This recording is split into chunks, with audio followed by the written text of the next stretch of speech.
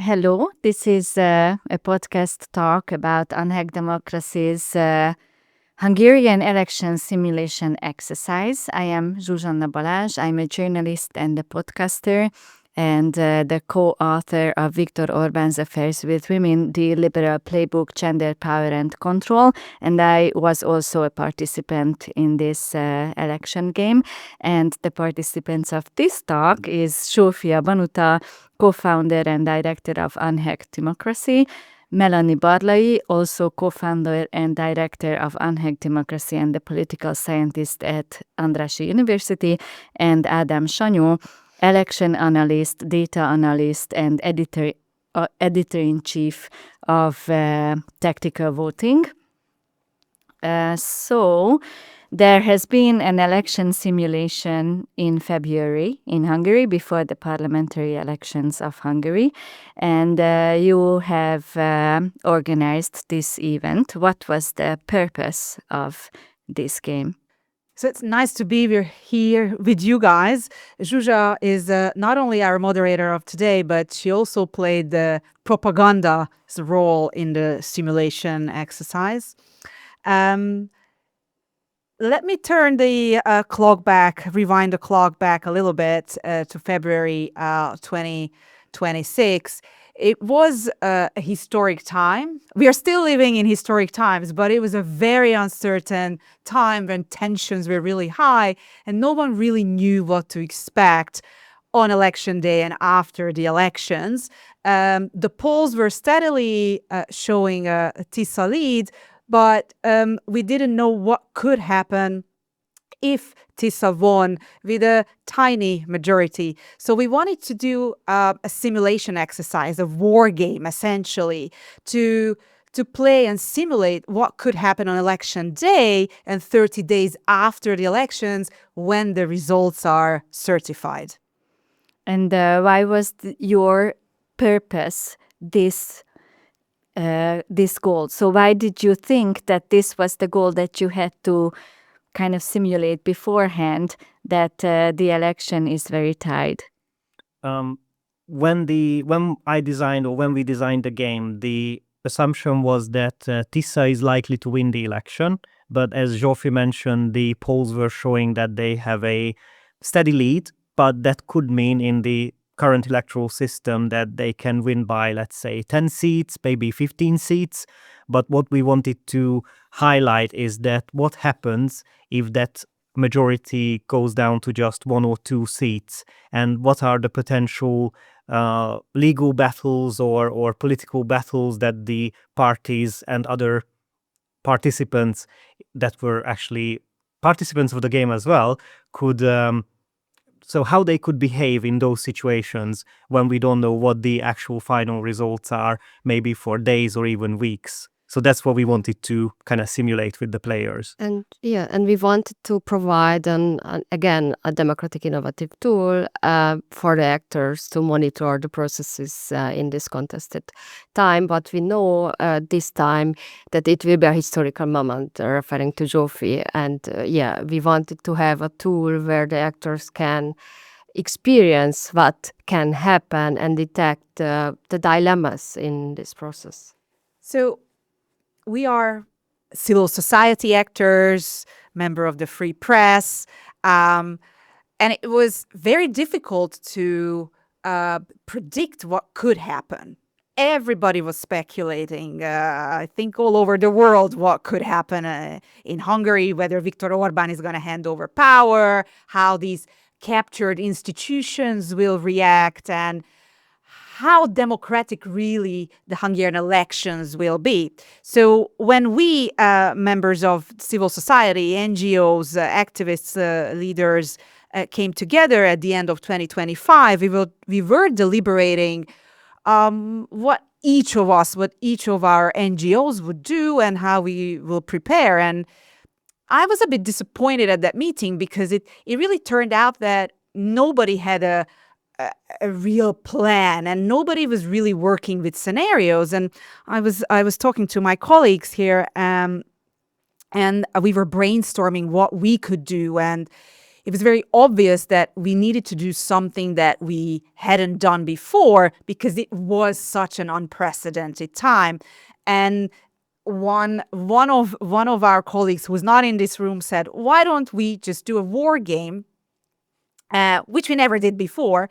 So we started to research and we talked to academics, people from the army, from the US all the way to Australia. And we looked at great examples that of these war games that have been implemented in civil society. As I understand, this scenario had also had the purpose of taming fear, because right beforehand the elections, all the analysts presumed that it would be best if TISA won by 2/3, but your game actually presented a scenario where the difference between the winning party and the losing party would only be a few votes. And why did you have this in front of you? Again, from a design perspective, when we designed the game, the idea was that if there is a clear outcome, let it be a simple majority for Fidesz or a supermajority for TISA, the transition will be easier, or it's there are not too many kind of unknowns in those situations. But with a close election that we simulated with the game, and I want to highlight, it wasn't a prediction exercise. We just wanted to imagine potential outcomes during that scenario. And the players were very good at imagining those scenarios, so we gave them room to kind of experiment in the game.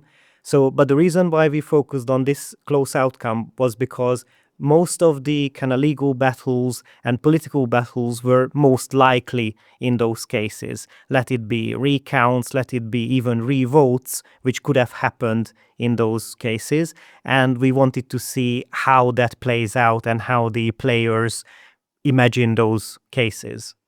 So, and we wanted to provide a kind of analytic tool for the players to see the processes on 3 different levels: on the political, on the legal, and on the level of communication, and to provide them with them to be prepared whether what's happening after the E-Day. And now that you, Adam, mentioned certain aspects of the design of this game, can you elaborate some more on how you built altogether, how you built the design of this particular kind of Dungeons and Dragons-like game? Yes, it was very exciting because we focused on the next 30 days after election day. So in the first round, the players were doing the kind of last moments of the campaigning. And in the last round, it was the formation of the parliament, which was almost on the same day as in reality, because we scheduled it for the 11th of May. And in reality, it happened, I think, 2 or 3 days before that. And the reason was that the whole electoral process in Hungary basically takes place in this 30-day period, and we wanted to simulate that through the players' actions, because they had their individual actions. They played in 2 teams, basically. One was the blue team, one was the red team, and each of the players in those teams had their own actions, and those actions basically formed the common reality.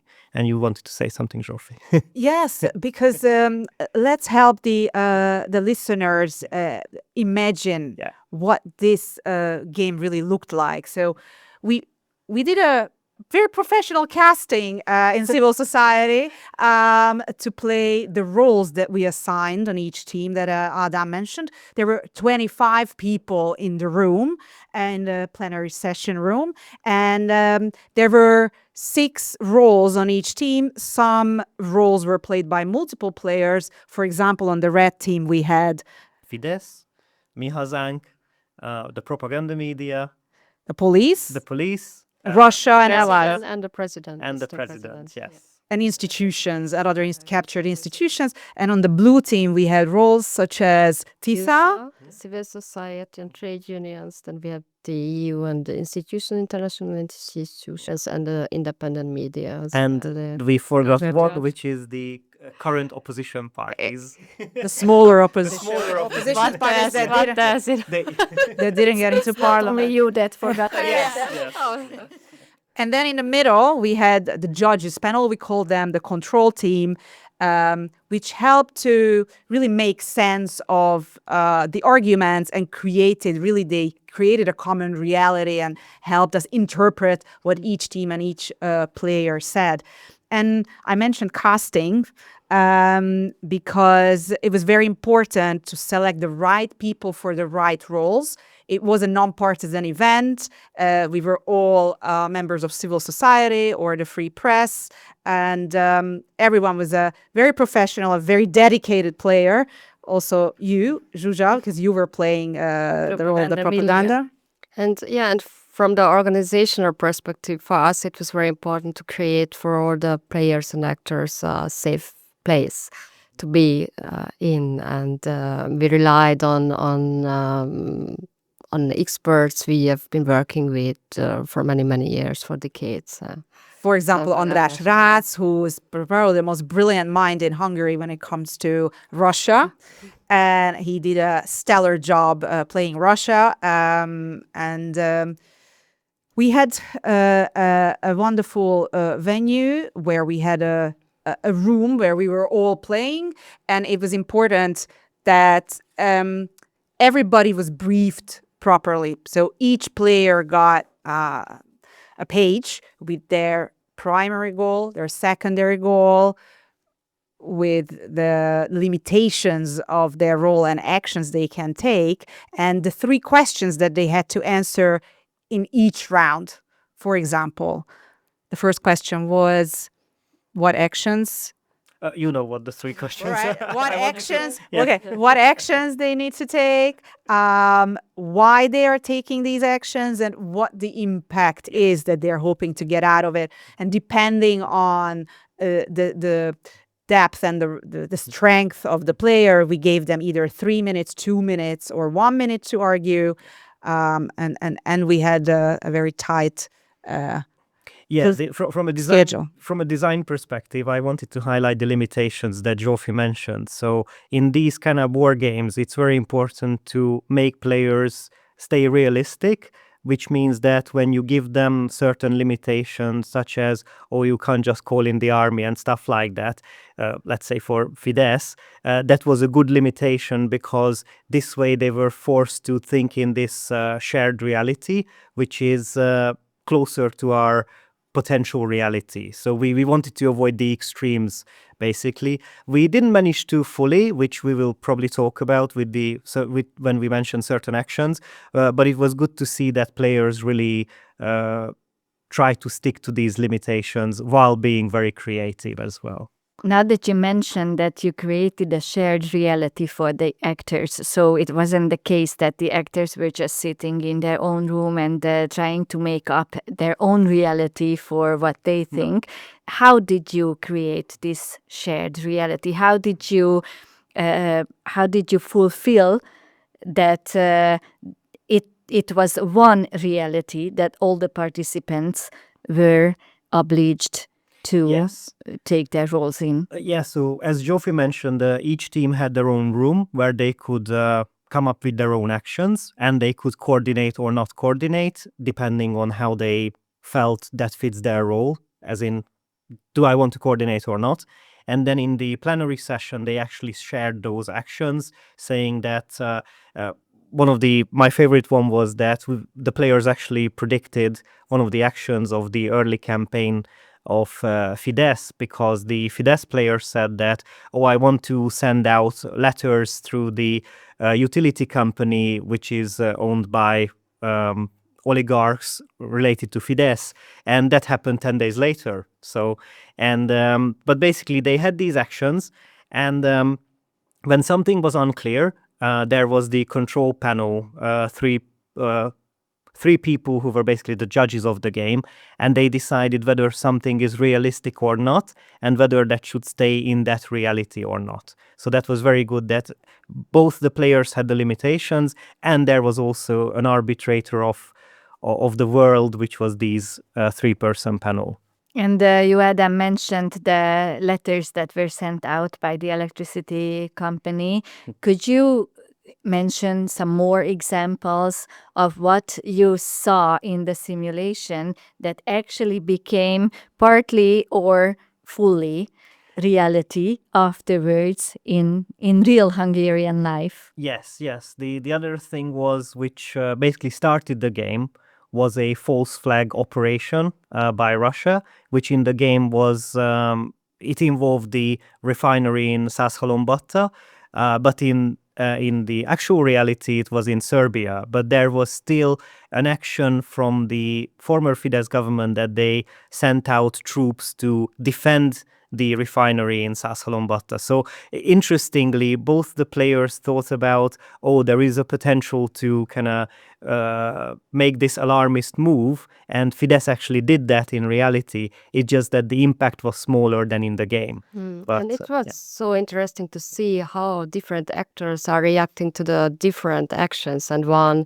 playing the EU institution denied this kind of action. He said it's not possible. It's far from the reality. And after a few days, it turned out that it's the reality. And it's why this innovative gaming is so useful for playing. Because when you bring brilliant minds together in one room for 9 hours, I think the creativity is fantastic, especially here in Central Europe. I think our imagination is pretty wild. And when you bring these people together, these brilliant minds together, we can imagine, really can imagine. We just proved we can imagine what could happen. And it's much easier to do that when we are together physically in the same room. So it was very interesting to us that how Russia was pulling the strings right from the beginning. And this nobody could have imagined at the very beginning of the campaign. I think it was surprising for all of us how dominant Russia was and how closely they were working with the governing party. And how independent they are. They quickly changed the sides. So it was one of the main results at the end to see, okay, what's the role of Russia? How is he defining himself as an international actor and changes sides in order to reach their own goal, its own goal. If we could give the listeners a bit of a sneak peek into the storyline, what happened with Russia at the end. yeah, so Russia initially supported all of the moves of Fidesz, or they coordinated very closely. But at the very end, Russia basically started betting more on Tisza when they saw that the transition will favor them in the end. So it was very interesting to see that there is an actor who has its own limitations, but at the same time, they can decide, oh, actually, I'm just going to play for the other team from now on.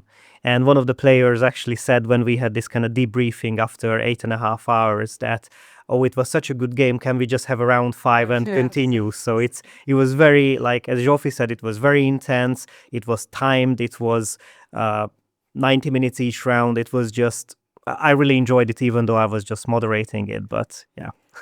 And could you mention any other participants in their own role that just like Russia surprised the other participants or seemed to be more independent in their actions than somebody not living in Hungary would imagine in an Orbán's state?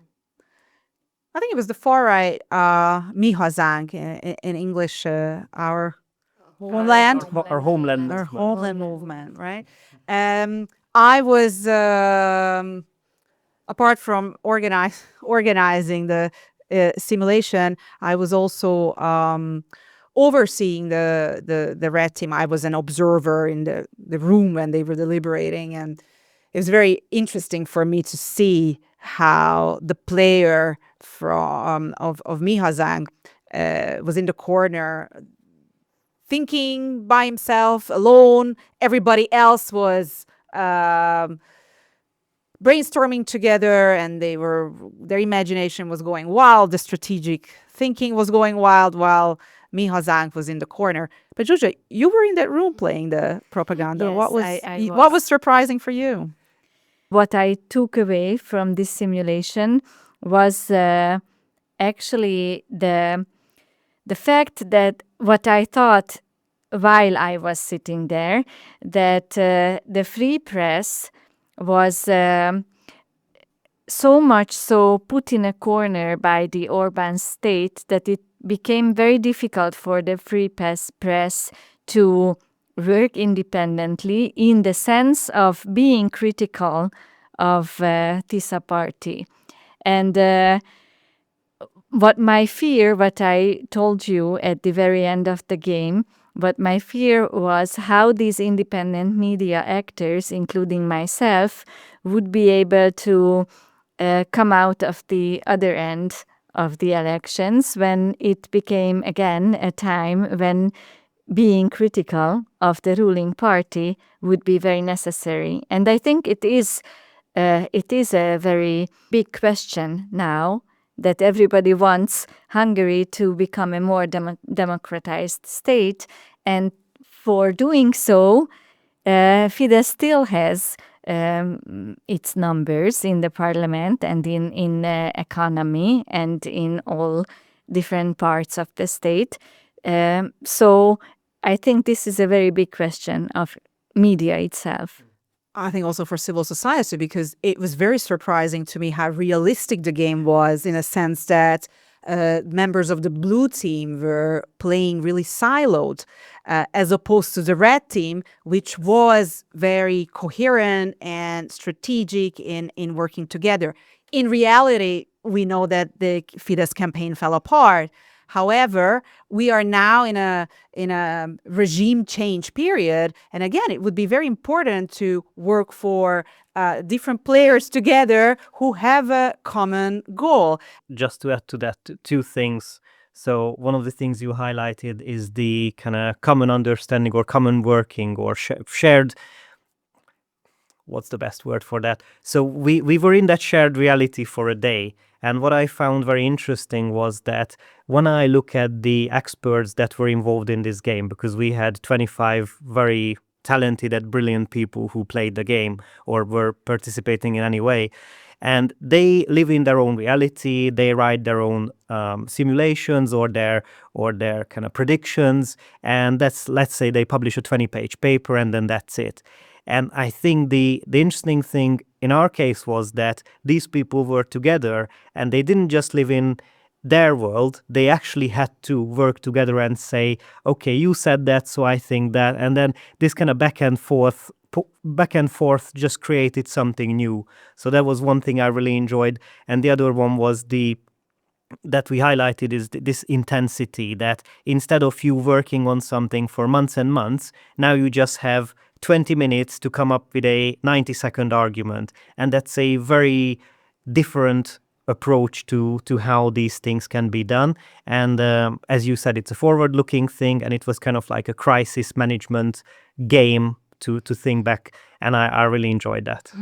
Yeah, and it can be very useful even in a happy phase of a constructive phase of democratic transition where, as we witness now, many conflicts are emerging on political and legal and even international level. So it can be very useful for the actors to detect the rooms for maneuvering and the critical points in this process of transition.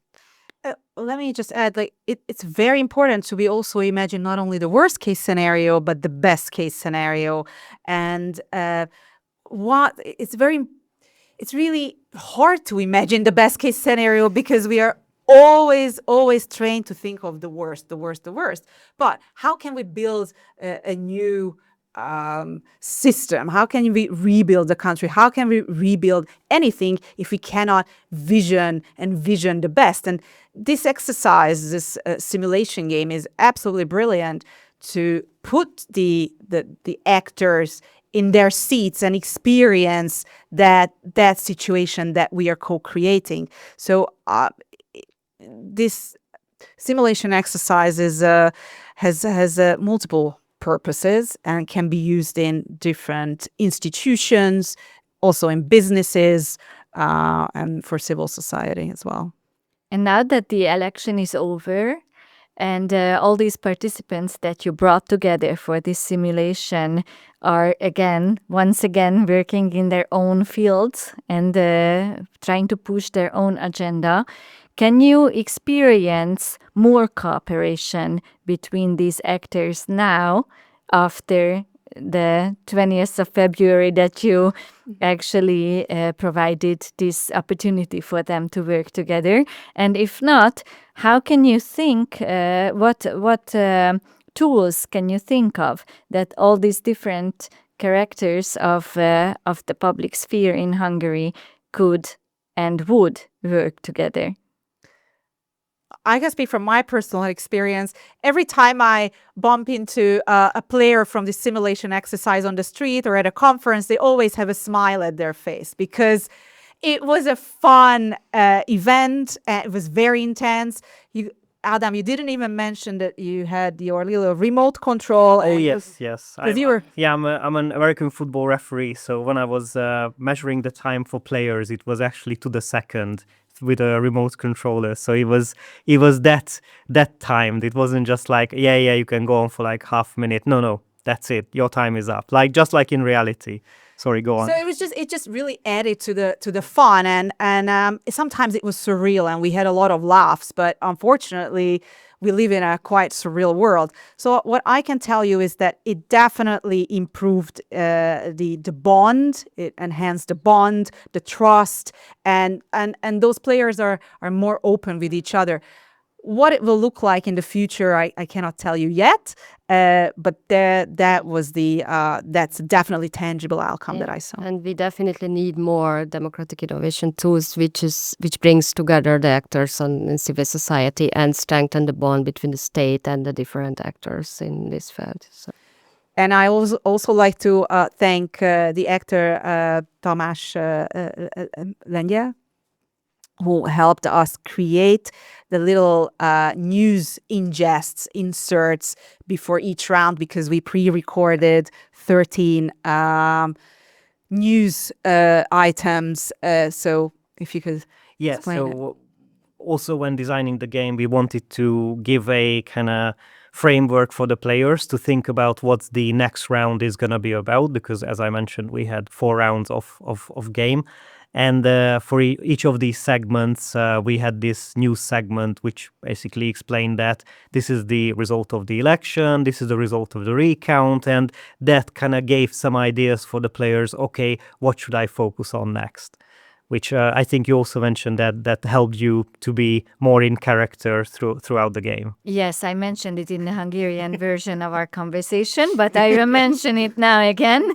Yes, it was a very important framework that at the beginning of each round, we had these little video excerpts about what the new reality is. And as I assumed, there had to be more video excerpts because we only that you recorded, because we only saw 4. That's but right. as it was a simulation game, depending on how the simulation went, I guess that the participants would see a different video recording each time. Whether the president of the country would give the mandate to form a government to either Fidesz or TISA, or if there is a big recount or a small recount. Yeah, we kind of thought about a lot of things, but Yeah, and it shows how intense the preparation of this game was for all of us. Yeah, Yes. it took 4.5 months for 5 people almost. doing it the first time. But I think it showed how seriously we took it, and it also helped you as players play your roles more intensely, and that's why it was also fun. And so we thank you for really playing the propaganda well. to its full extent. To its full extent. Well, I don't know if it was to its full extent or not, but I was trying to give my best. And as voters yourselves, you also have preferences. What kind of techniques did you use for you not to be biased during the game? How could you control yourself to actually only elaborate and evaluate what the participants were doing and to close out what you yourself wished for to be the outcome of the election?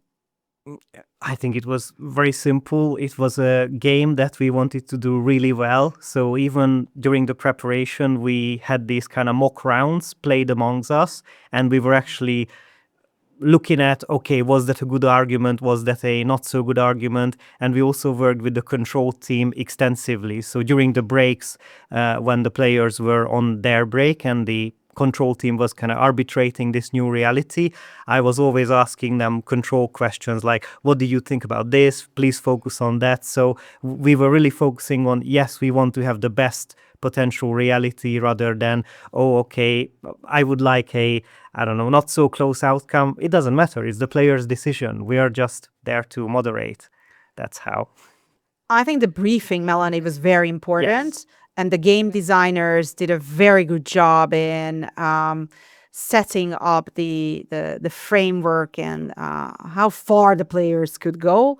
And then the control team, the judges essentially, during the game also did a stellar job in interpreting the arguments of each player and telling them what is possible and what is not. So And by designing the matrix was used by the control team. We relied on scientific papers as well, and we reached out to international experts in this field as well. So it was secured on that way as well.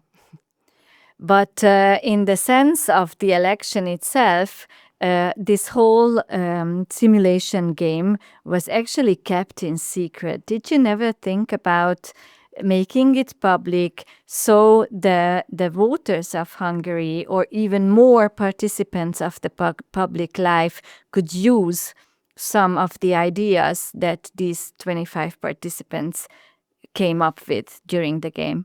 And the primary goal was for the participants to really take away the highlights of this game and work differently, hopefully, after the game, because it's a mindset shift. It takes time, I understand. We did a lot of behind closed door meetings with journalists, members of the international media, members of the Hungarian press, members of the international community, because it was an uncharted territory and everybody was afraid, everyone was on high alert, and the tensions were extremely high. So now we are sitting here, we know the results, but let's just turn the clock back a little bit. It was a very, very intense time and everybody was really scared. So we had to make sure that everything is done according to our previous agreement, that we keep this under wraps and only the key players targeted will know the results. And it was a common sense among all the actors and players to keep it secret. Out of fear? Potentially. Retaliation? Yes, the propaganda was very strong, and we were afraid that if this story leaks, that they might turn it against us, against potentially the any opposition party, and it was important to be strategic about this game. And now that the election is over, as you mentioned, Sophie, and what is the takeaway for you as organizers? Do you plan, for example, to take this game of yours to the Central European scene? Are there any contributions from other countries? Are there any, I don't know, maybe to implement the game design to Slovakia, so or Romania, or whatever country I could mention, because Adam is now thinking that Slovakia is a funny example. For Georgia, it would be so helpful if maybe you can. Well, Georgia, they should have done this exercise before. Like yesterday, They were a little late. What is what is important to mention that this game can not only be used before elections, it can be used after elections when you're rebuilding, it can be used in institutions, it can be used for anybody in business, also in transition. And we would love to capitalize on our Hungarian experience and export this game and really a new mindset and innovative thinking to other countries as well. And what do you think are the advantages of gamification of such difficult scenarios? I think because the players have to think together, that's the biggest added value. As I mentioned in my previous answer, seeing experts doing their own stuff, that's a good thing. But when you have 25 experts together and doing that shared or creating that shared reality, I think that was just wonderful. And I think in these kind of crisis situations that may not necessarily come up during elections, but the Hungarian election was a prime example of what could have happened and fortunately didn't happen. For these situations, I think this method is very useful.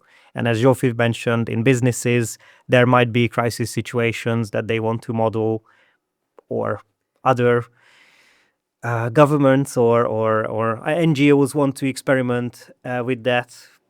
That's also a good idea. And it's fun. It's and fun, the yeah. you can bring the best out of people when they are Yeah. having fun.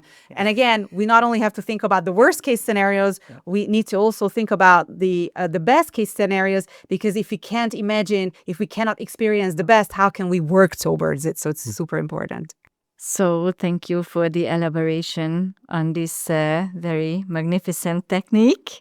And I hope to have similar talks about similar goals and similar achievements. Thank you, Zsuzsan. Thank Thank you for playing the propaganda so well. Thank you. Well, my pleasure. Thank you.